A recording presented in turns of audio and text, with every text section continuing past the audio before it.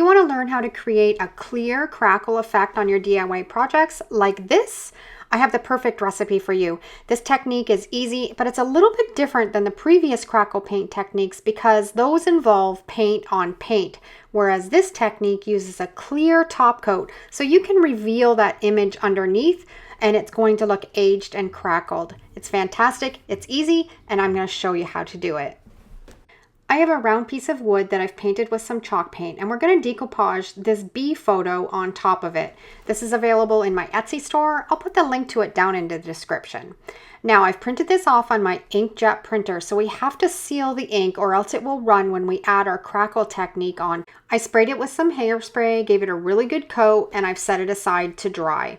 Once it's completely dry, I'm going to take my Mod Podge and apply it all over that wooden round. I'm going to put a nice thick coat on there so I can decoupage my graphic onto it. I'm going to center it exactly where I want it, press it down, and then I'm going to use my brayer to press it right into that piece of wood to ensure I have a really good contact seal.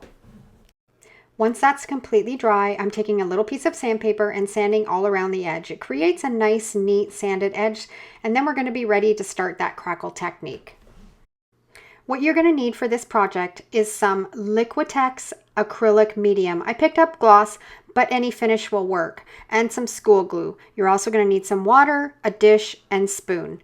I found the Liquitex at Hobby Lobby, and you can find it at any craft store, also on Amazon. I'll put the link down below in the description.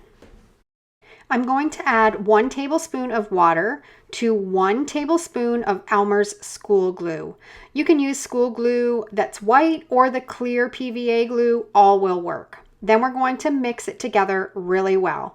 Next, we're going to add 1 tablespoon of that gloss medium. And again, we're going to incorporate it together really well. You're going to take that mixture and paint it on top of your image. You're going to put it on quite thick.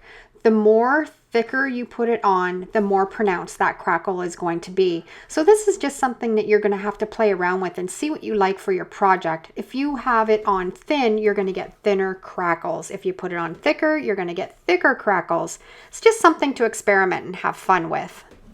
Try to get it on as evenly as you can, and once I've got this all done, we're going to set it aside and let it get tacky. If you would like to use your heat gun, just be really careful, moving it back and forth, and don't put it too close to your project so that the glue bubbles up. You know your craft is ready for the next step if you touch it and it doesn't come off on your finger, but it still feels tacky. Then you're ready to put on another coat of that Liquitex gloss medium. We're not using that glue and water mixture this time, just the gloss medium. We're going to spread it out evenly, trying not to mix it in too much, using long strokes and covering that entire piece of wood. When you apply the glue mixture over the picture, it forms a thin layer. As this layer dries, it contracts and hardens different than the layer beneath it. The difference in the drying rates cause that top layer to crack and separate, revealing that picture underneath. The cracking effect occurs due to the tension between the shrinking top layer and the more stable layer beneath it, resulting in such a really cool pattern of cracks across the surface.